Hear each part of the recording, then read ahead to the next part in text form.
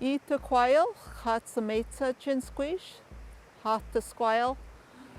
Good afternoon. My ancestral name is Hatsametsa. I'm a member of the Sishath and the Sko'omish communities. I welcome you to the homeland of the Sko'omish Omoch, the Squamish people, of the village site of Chakai in the Horseshoe Bay area. Welcome to our storytelling session. I'm really looking forward to sharing stories with you, and I'd also like to share a little bit of my background and how I became so fortunate to learn our people's stories and share them with children, families, and friends. First of all, I was born and raised on the Sunshine Coast, and I was raised by parents and a grandparent named Sarah Jane Baptiste. Her ancestral name was also Hatsametsa, and she was a very quiet woman. You could say that she was very much a doer. She was a woman of very few words, but her words were wise nonetheless. However, my grandmother, born into the Hanachin clan, the people of the fish trap of the Sishath people, she was a storyteller. And even though she went through those very difficult times of the epidemics, she is one of the very first generations of residential school. My grandmother hung on to those stories, and she shared those stories with her children when they grew up. They also went to residential school, so it was hard for them to learn and share those stories in a public setting. But myself, as her granddaughter, I was able to go to public school, and I was also taught those stories, and those stories have literally carried me through my life. I'm really happy to be down by the beach, to be down in the homelands of the Sko'omish people. Right where I'm sitting is this beautiful freshwater creek, and one thing we know about our people is we always live by the water in our longhouses, but wherever there's fresh water, there was always people. So I see this little creek and I envision the village that once lived here. The story I'd like to share with you was a story that was shared by Chief Ian Campbell, our Siam, our chief from the Sko'omish Olmoch. And this story is one of those stories that really makes you think. And to be honest, I share this story all of the time because it just really draws me in and really makes me think about who we are as human beings. It actually happened long, long ago. And it was a time when all of the Tachel milk, all of the skull milk, the humans, the animals, we all lived together in the forest. And it was a beautiful spring day. The sun was out, everybody was working, getting their jobs done. But of course, there was one animal, he was not working. That was Raven. Raven hardly ever worked at all. He was perched up on the tree branch, and while people were getting their work done, he was distracting everybody, trying to get their attention, always being the center of attention. But no one paid attention to Raven. They knew that he wasn't a worker. Nonetheless, he was very persistent, and he was coming up with ideas, and he was thinking of schemes to distract people and to get them to listen to him. But they kept on working because the sun was out and the daylight was just nice and strong in midday. But he came up with an idea. He said, "Let's play a game." And everybody kind of stopped and they looked at Squat-Toed Raven, but they kept working. But then he even came up with a more, what you might consider a clever idea. And he said, "We should play a game. Let's see who's the strongest person in the forest." And you know what? Everybody knew who the strongest person was. It was Mayok, grizzly bear. So they all looked over at Mayok and they were going to see if Mayok was going to play the game. But he just kept working. He was a very studious individual. And Raven noticed that the people were starting to look towards Mayok, and he saw that they really wanted Mayok to show his strength because Mayok was a very respected person. And everybody loved Mayok because he always helped people when they needed his help. So the other animals, they actually started talking to Mayok, and they're saying, "Mayok, why don't you just show your strength? You can do it, buddy, go ahead." And you know what? Mayok, he did not want to disappoint his friends. So sure enough, he put down his work and he walked over to this really big stump, like a stump just as big as this, and he grabbed it and it was still in the earth, and he's like, and he threw the stump and it went flying across the forest. Everybody was cheering for Mayok. They were hooting and they were hollering, and everybody was happy for Mayok because he really was a strong person. And guess who was on top of his game? He was so happy because he finally had people's attention. That was Raven. Interestingly, there was one person that was not cheering, and that was Human. He just kind of stood there still. But Raven went on to the next animal, and he pointed his direction towards Hopate, deer. And he said, Hopate, what can you do? And before he can finish his sentence, Hopate, she leaped and she touched the ground and she went gracefully in the air. She must have jumped about 10 feet high. And when she touched the ground again for the second time, she jumped even higher. She was 12 feet in the air and she was so graceful. No one could jump as high as Hopate, and they clapped and they cheered for Hopate. But again, there was one person who did not cheer at all. And in fact, that was Skullmilk, Human. Not only was Human not cheering, but he actually had really big eyes and he was perspiring, he was starting to sweat, and he looked very nervous. But everybody else was completely immersed in the game. And Raven, being all slick and feeling all confident, he pointed towards Chickadee and he's like, Chickadee, show us what you can do.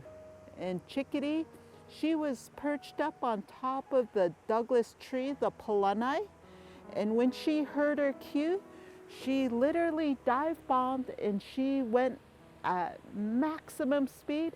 She flew down, and just before she hit the ground, she flew back up. And she flew all the way up to the top of the Palanai, the Douglas fir tree. And when she landed on the last highest branch of the Douglas fir tree, she sang the most beautiful song your ears could ever hear. And she sang, and even though she was 100 feet high, you could hear her voice as clear as day. And by this time, the crowd was going wild. Everybody was cheering, everybody was happy. But guess who was not happy? Skullmilk. Skullmilk, his eyes were big, he was sweating even more, and his hands were starting to shake. And sure enough, Raven beelined right for Human, and he went straight to Human, and even with doubt in his voice, he kind of had his arms crossed, and he was looking all skeptical, and he's like, Human, what are you good at, Human? What can you do? What is your talent? And all of the other animals, they were noticing that Human was very upset, and they were kind of feeling that the game was starting to come to an end. And they did not want Human to feel upset, so they started to move away and go back to their work. But Raven, he would not relent. He just kept heckling Human and criticizing Human, and Human was getting more upset by the second. And finally, before anybody noticed, in a split moment, Human, he reached down, and it looked that he grabbed his tool, his weapon, his arrow, and in a burst of anger, he pulled his arrow back and he let it go. And that arrow flew across the forest, and it hit Bear right in the chest, and it hit Bear in the heart. And Bear fell to the ground. He collapsed, and Bear, Mayok, he died in the forest that day. The animals were so sad that they went deep into the forest. They left human alone. And that's why to this day, human does not live with the other animals. And that is why today we as humans live alone. So to live on the Northwest Coast, we are so fortunate that we get to enjoy all 4 seasons. We get to enjoy spring, summer, fall, and winter. When it comes to winter time, I like to dress really warm. I love winter, but I also like to be cozy. So today, knowing we were getting to come down to the beach at Chakai in Horseshoe Bay, I decided I was going to wear my Cowichan sweater. The history of the Cowichan sweater is very fascinating because our people, our Salish people, our Sko'omish Olmok, wore 2 primary types of clothing. In the wintertime, we wore clothing from the mountain goat. And we still use mountain goat within our ceremonial regalia. But when we had contact with the Europeans, which are the present-day Canadian peoples, we came in to be able to access sheep wool. So my aunties would always weave a beautiful Cowichan sweater for me for the winter time. And I still wear my Cowichan sweater today. So that's a little bit about my family history. But I also wanted to share that the other clothing that our people would wear was from the cedar tree. And in fact, the bark, the inner bark of the cedar tree would be modified and it would be soft to the skin. Not only did the cedar tree provide us nice, comfortable, rainproof clothing, but the cedar tree was really our tree of life. And often our people refer to the red cedar tree and the yellow cedar tree as the sacred tree because it gave us our clothing. The cedar tree gave us transportation with our canoes, and our beautiful elaborate longhouses also come from the cedar tree. The cedar tree gave us storage boxes, feast bowls, spoons, you name it, rope, so many things. But I'd like to share with you how our people came to use the cedar tree. And it actually is a very old story. But they say long, long ago, there was a Siam, a chief, and his wife who was a matriarch. And they were very productive, sharing, and kind people. And because they worked very hard, they were able to produce a lot of goods and a lot of riches. And being true to our culture, being a chief and a matriarch, whatever they made, they shared with the families in their village. They were so loved and highly respected because they really were generous people. They lived a good, strong life, and they lived to a very late age in life. They were old, elderly people. And eventually in their cycle of life, when they passed on and they went to the spirit world, Creator, he transformed the Siam, the chief, into the red cedar tree, and he transformed the matriarch into the yellow cedar tree. And that's why we give thanks to the sacred cedar tree, because the tree continues to give and give to our people.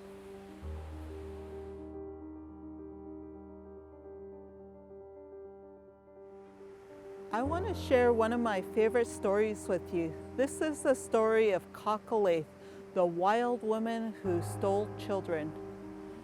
It happened long ago during the time of potlatch. All of the parents and all of the adults, they had went over to the chief's longhouse because the village, they were planning their clan potlatch, and it took a lot of preparation and cooperation. When the parents were having a meeting, all of the children would stay home and they would be taken care of by their older siblings. One day, when the parents were all at the chief's house meeting and planning for their potlatch, There was a young boy that was watching all of his siblings and all of his cousins. And in fact, I'd like to share that in our indigenous culture, amongst the Salish peoples, cousin and brother and sister mean the same thing. That if you are a cousin, you're actually a brother or a sister. Anyways, the young man was responsible to watch his cousins and his little siblings, but he was also in training. He was training to be an apprentice carver, and he was so passionate about his work that he was completely consumed in his project. And he was looking down and he was carving using his carving knife. Every now and again, he would look at his little siblings and his cousins to see how they were doing. But then he started to get to this real technical part of his project, and he was completely immersed and he was focused on his project. And by the time he looked up, all of his siblings and cousins had snuck out of the longhouse. He was terrified because he knew he was responsible for them and their safety. And interestingly, he had one leg that did not work very well.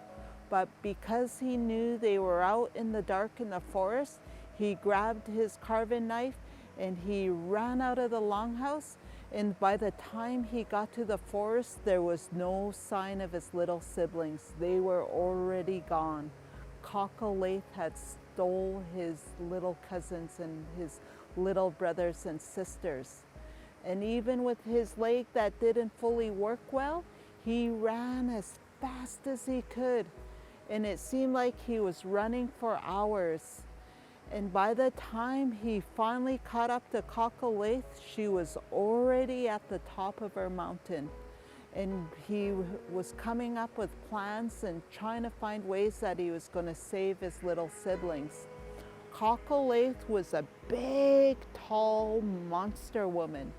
She was over 9 feet tall and she had hair all over her body.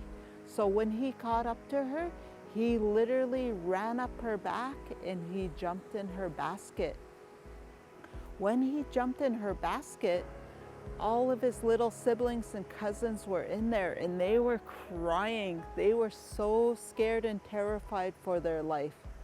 And because he had his knife, he actually came up with an idea. And he started carving in the basket and creating little holes. And he would drop one sibling out of the basket. Sometimes he would throw another cousin over the basket. But to get away with that, he told all of his little siblings and cousins, when one was getting dropped out of the basket, he told them all to cry at once. And the reason why he got them to shout and cry all in unison was he didn't want Talaysay to hear them when they would hit the ground. And he actually managed to get a few of his little relatives out of the basket before she arrived in her big dark cave. When she got to her home, which was a cave, she went right to the center of the cave. She put her basket down and she took the children out. And she was actually a little bit confused because she really thought she grabbed more children than that. But she just kind of shook her head and she started building her fire. She thought, oh well, there's enough to have a feast. They'll give me a good meal this evening. And they were all sitting and they were shivering and they were shaking.